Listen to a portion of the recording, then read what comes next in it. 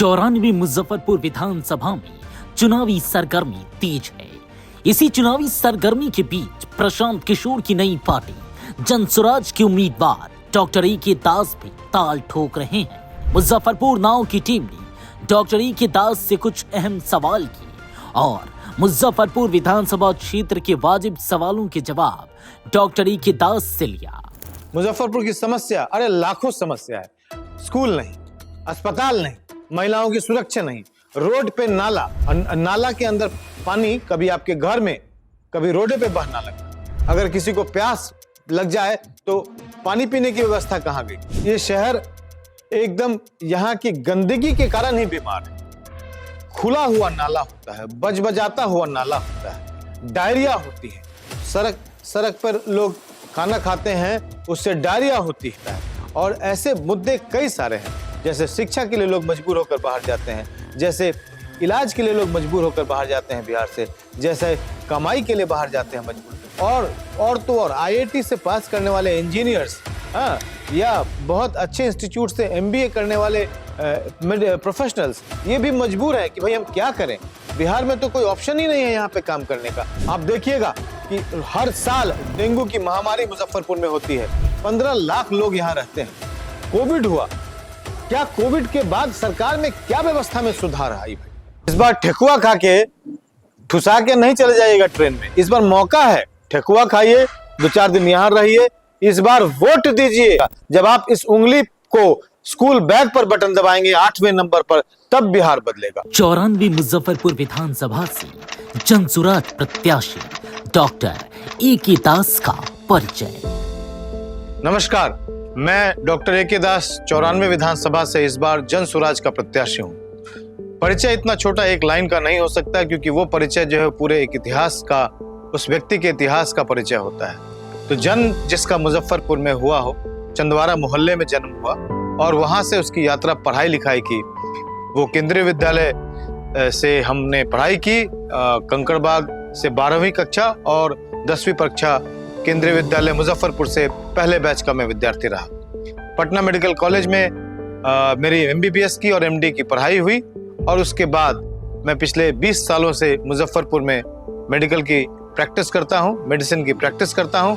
और ये प्रैक्टिस जो है वो जन भावनाओं से प्रेरित होकर करता रहा हूँ। जहाँ डेफिनेटली प्रैक्टिस आप पेशेंट को ठीक कर रहे होते हैं, यही आपका मुख्य उद्देश्य होता है, परंतु साथ साथ आप सामाजिक भावनाओं से भी, सामाजिक समस्याओं से भी, सामाजिक संवेदनाओं से भी साथ साथ आप जुड़ते चले जाते हैं। तो 20 साल का ये जो मेरा मेडिकल प्रैक्टिस है, वो सामाजिक कार्यों के साथ, सामाजिक जीवन के साथ, सामाजिक भावनाओं से जुड़ कर रहा है। और ये पिछले शुरुआत से जो एक साधारण मध्यम वर्गीय परिवार का जो व्यवस्था होता है, उसी व्यवस्था में मैं पला और बढ़ा। डॉक्टर रहते हुए आपने चुनाव लड़ने का निर्णय क्यों लिया? ये सवाल कई बार पूछा गया है, लेकिन इस सवाल का जवाब यही होता है कि राजनीति किसी खास वर्ग, जाति या प्रोफेशन के लिए नहीं होता है। हर व्यक्ति आजाद है राजनीति में आने के लिए।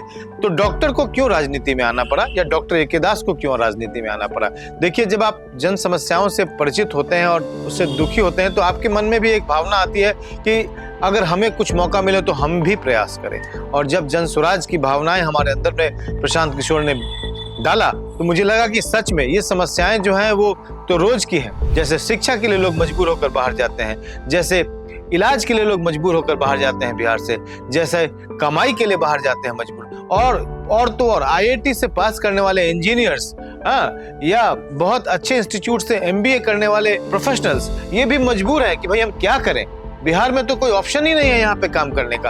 अरे भाई, आईआईटी के लोगों को, आपका बुद्धि है, बिहार का बुद्धि है, और वो बाहर जा रहा है। क्यों? क्योंकि बिहार के लोग चाहते नहीं है कि ऐसे लोग जो है यहाँ पर काम करें। अरे अपने मिट्टी में लोग हर कोई काम करना चाहता है। आप साउथ के लोगों को देखिए, उनको वो अपॉर्चुनिटी मिलती है बाहर काम करने के लिए। तो हमारे यहाँ तो अगर सरकारें नहीं जाग रही हैं, तो प्रयास तो करना चाहिए सरकार को जगाने के लिए। इसलिए ऐसे गंभीर मुद्दों के साथ जन सुराज के से जुड़ने के बाद राजनीति में आने का फैसला लिया।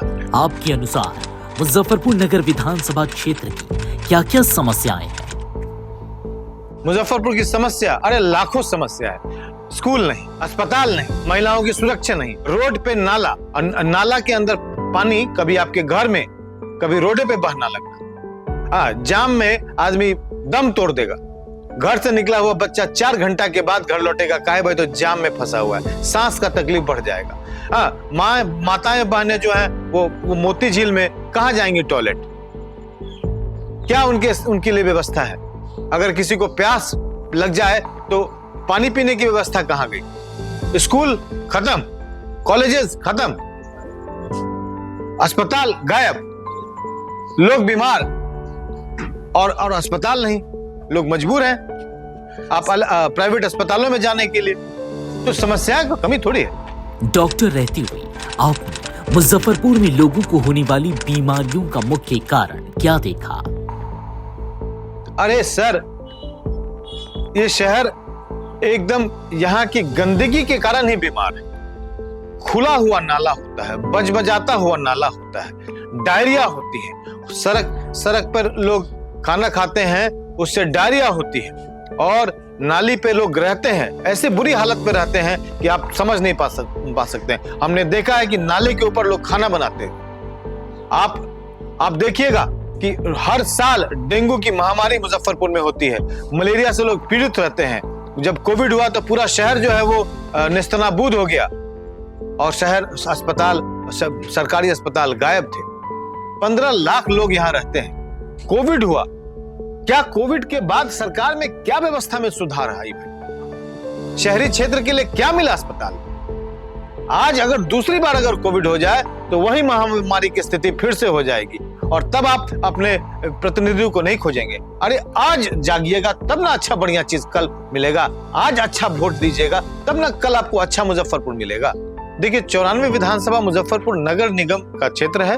नगर निगम जो है वो शहर के अंदर अवस्थित है, साथ साथ 4 पंचायत भी है। चारों पंचायत और मुजफ्फरपुर के जो 49 वार्ड हैं, वो 49 वार्ड मिलाकर ये नगर विधानसभा का क्षेत्र है।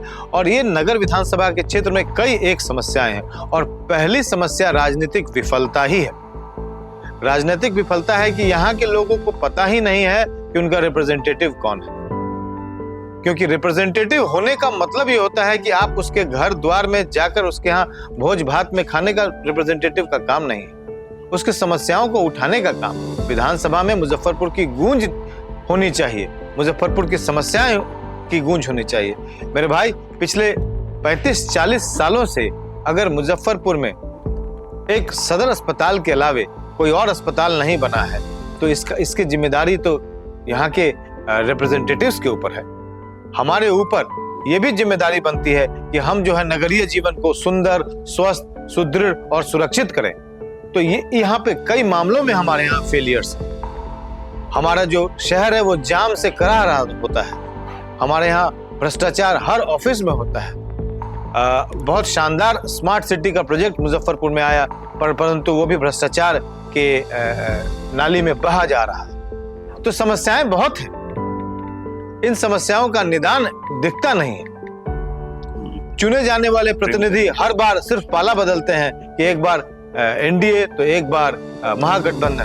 तो ऐसे हालत में जनता की आवाज कहीं दब गई है। इस जनता की आवाज को उठाने के लिए जनसुराज आगे आया है। यही मुद्दे हैं जिन मुद्दों के साथ हम 94 विधानसभा में अपनी बातों को रख रहे हैं। जनसुराज एक नया राजनीतिक दल है। एक नए दल के साथ मुजफ्फरपुर के लोग कितना कनेक्ट हो पाएंगे? देखिए, चुनौती पार्टी के लिए हो सकती है, डॉक्टर ए के दास के लिए नहीं हो सकती है। डॉक्टर ए के दास जो है लोगों के दिल में बसते हैं।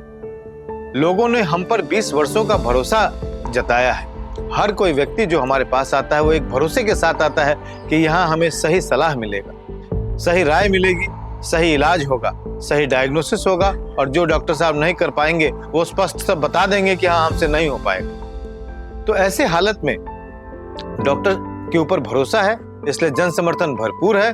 लोग दिलो जान से चाहते हैं मुझे और जनसुराज ऐसे ही लोगों की खोज में है जो जन लोगों से जनता आम लोगों के बीच में कनेक्टेड लोग हैं, और इसीलिए हमारा चुनाव हुआ। लोगों के बीच में जाना, लोगों के बीच में उनकी बातें सुनना, जो हमने पीछे 20 वर्षों से की है, जो भरोसा हमने कमाया है, इसी भरोसे का एक्सटेंशन इस बार 94 विधानसभा के चुनावी संग्राम में भी मिल रहा है। लोग बहुत स्वागत करते हैं, बहुत दिल से चाहते हैं, और उनके लिए मैं बहुत बहुत धन्यवाद देता हूँ। इस चुनावी संग्राम में आप जो मुझे हौसला अफजाई कर रहे हैं, जो हमारी हिम्मत बढ़ा रहे हैं, जो आशीर्वाद दे रहे हैं, उन सभी के लिए बहुत बहुत धन्यवाद। और ये जन समर्थन इस बार वोट के रूप में तब्दील होकर एक नई विचारधारा, एक नया कैंडिडेट विधानसभा में एमएलए का आपको मुजफ्फरपुर से मिलने वाला है। मुजफ्फरपुर में जनसुराज की लड़ाई किससे है, एनडीए या महागठबंधन से? देखिए, प्रतिद्वंदी अभी करंट के जो विधायक जी हैं वो महागठबंधन के हैं, और इससे पहले जो है वो एनडीए के थे, आदरणीय सुरेश शर्मा जी थे, परंतु इस बार रंजन कुमार जी हैं। तो सबके अपने अपने व्यक्तित्व है, सबका अपना अपना उम्र है, सबका अपना अपना सामाजिक प्रतिष्ठा है। तो मेरे हिसाब से मैं इन दोनों से कहीं कमजोर नहीं हूं। अगर प्रोफाइल अगर देखेंगे तो मैं उन दोनों से आगे हूं। और अगर आप देखेंगे कि जिनका लोगों के बीच में समस्याओं, दुख और तकलीफ में साझा करने का जो ताकत रहा है, वो डॉक्टर ए.के. दास का ही रहा है। हम किसी के दरवाजे पे कोई भोज भात करने या खाने नहीं जाते, हम उनका काम करते हैं, उनके तकलीफों का निदान करते हैं। हम किसी तरह की कोई सामाजिक भेदभाव से जुड़े हुए लोग नहीं हैं। हम किसी तरह से किसी जाति धर्म विशेष के रूप से हमारा कोई नाम नहीं है। डॉक्टर हूँ, मेरे लिए सब लोग बराबर हैं, और इसी समरसता के कारण, इसी सामाजिक सौहार्द के कारण लोग मुझे चाहते हैं। और इसलिए मेरी प्रतिद्वंदिता नहीं है, बल्कि मेरी बात लोगों तक पहुंच रही है। वो जो लोग पहले से हैं वो अपनी बात रख रहे हैं, हम अपनी बात रख रहे हैं। मेरे साथ जनता का जन बल है, इसलिए हम अपने आप को आगे अपने आप को पाते हैं। मुजफ्फरपुर के लोग आपको वोट क्यों करें? लोग मुझे इसलिए वोट करें क्योंकि मैं आपके घर का बच्चा हूं। मैं आपको एक मजबूत विकल्प हूं। पुराने वाले जितने लोग हैं उनसे एक बेहतर उम्मीदवार हूं। आपकी जन भावनाओं से रोज मैं साझा होता हूं, रोज आपके बीच में ही रहता हूं, आपके साथ रहता हूं। 24 घंटे हमारा जो घर है वो लोगों के लिए खुला रहता है। लोग आते जाते मिलते जुलते रहते हैं। आप मुझे यहाँ नहीं तो अस्पताल पाएंगे। तो 24 घंटे आपके लिए उपलब्ध व्यक्ति है, आपकी समस्याओं को समझने वाला व्यक्ति है, सुलझा हुआ इंसान है, समझदार इंसान है, पढ़ा लिखा इंसान है। तो मेरे हिसाब से मेरे से बेहतर आपको इस बार कोई और विकल्प नहीं मिलेगा। इसलिए मेरे हिसाब से इस बार आप परिवर्तन करिए, मौका है आपको परिवर्तन करने का। अगर आप नहीं परिवर्तन करेंगे तो जनता और जन भावनाएं दोनों हारेगी। इस बार जनता को जीतना है, जन भावनाओं को जीतना है, इस बार युवाओं को जीतना है, इस बार बिहार को जीतना है, इस बार मुजफ्फरपुर की मिट्टी को जीतना है। और इसलिए इस बार वोट जो है आप अपने बच्चों के लिए, अपने भविष्य के लिए देंगे। और 8 नंबर ईवीएम के 8 नंबर पर डॉक्टर ए.के. दास का नाम अंकित होगा, जिस पर स्कूल बैग का निशान होगा।